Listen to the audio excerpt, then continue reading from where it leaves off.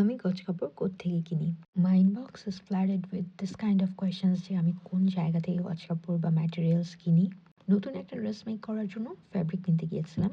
So I thought আমি fabric shopping করতে যেহেতু এসেছি আপনাদেরকে শপটাও দেখাই আর বলি যে আমি আসলে কোত্থেকে কিনি। ইউরোপে আসার পর বাংলাদেশে এত সুলভ মূল্যে এত ভালো, ভালো ড্রেসের ফ্যাব্রিক আমার কেনার সৌভাগ্য হয় না। অনেকটা বাধ্য হয়ে আমি এখান থেকে আসলে ফ্যাব্রিকগুলো কিনে থাকি। সো বেসিক্যালি ফ্যাব্রিক শপটা হচ্ছে ডেনমার্ক, কোপেনহেগেন, নরপোর্টে। যার নাম হচ্ছে স্টাফ 2000, যেটা আমি অলরেডি আমার ভিডিওতে একবার দেখিয়েছিলাম। তো ওই ভিডিও দেখে আপনারা অনেকে ফ্যাব্রিকগুলার প্রিন্টস দেখে পাগল হয়ে গেছেন। আমাকে অনেকেই জিজ্ঞেস করেছেন আমি কি আপনাদেরকে এটা পাঠাতে পারবো কিনা? If you pay, I'll tell you the fact now. Basically আমি যদি আপনারা আমাকে পেও করেন, আমি যদি এখান থেকে আপনাদেরকে পাঠাতেও যাই, এটা অনেক এক্সপেন্সিভ হয়ে যাবে। কারণ আমি একটা এক্সাম্পল হিসেবে বলি, যেমন এই কাপড়গুলো লিবার্টি কটনের মধ্যে আছে। এই ফ্যাব্রিকগুলোর প্রিন্টস দেখে আপনারা পাগল হয়ে গেছিলেন। কারণ এগুলো অনেক সুন্দর, অনেক comfortable at the same time. But the problem is এই ফ্যাব্রিকগুলোর প্রাইস অনেক, অনেক হাই। নরমালি এগুলোর পার ইয়ার্ড শুরু হয় ৭,০০০ থেকে। অ্যান্ড এই ফ্যাব্রিকগুলা সত্যিই খুবই ভালো ম্যাটেরিয়ালস।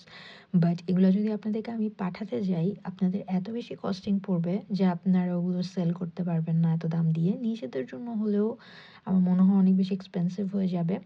সো আমি এগুলা দেখি জাস্ট আমি এখান থেকে এই প্রিন্টেড ফ্যাব্রিকগুলা কেনা খুবই কম হয়। কারণ এত এক্সপেন্সিভ ফ্যাব্রিক আমি কিনে ড্রেস মেক করলে আমার জীবনেও পোষাবে না।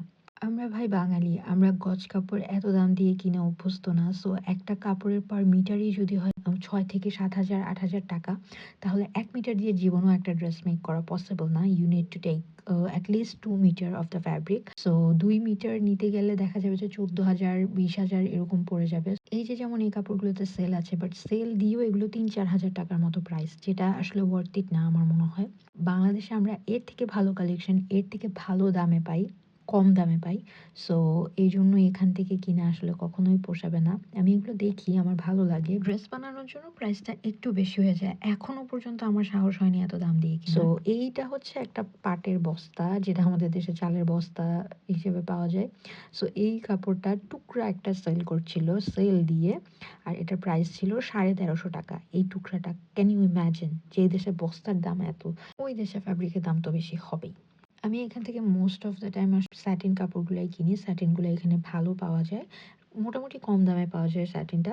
লিবার্টি কটন, লন কটন এগুলো অনেক এক্সপেন্সিভ হয়ে যায়। এখান থেকে কিনে ড্রেস মেক করাটা আসলে worth it হয় না। সো যেসব পেজ ওনার আপুরা আমাকে নক দিয়েছিলেন বিজনেস করার জন্য, এই ফ্যাব্রিকগুলা পারচেজ করার জন্য, আই হোপ আমি আপনাদেরকে বোঝাতে পেরেছি যে কেন পসিবল না। এখান থেকে ফ্যাব্রিক কিনে আসলে আপনাদেরই পোষাবে না। So it doesn't make sense. That's it for today. আমি আমার ফ্যাব্রিক কিনে ফেলেছি। So hope you have a wonderful day. Bye.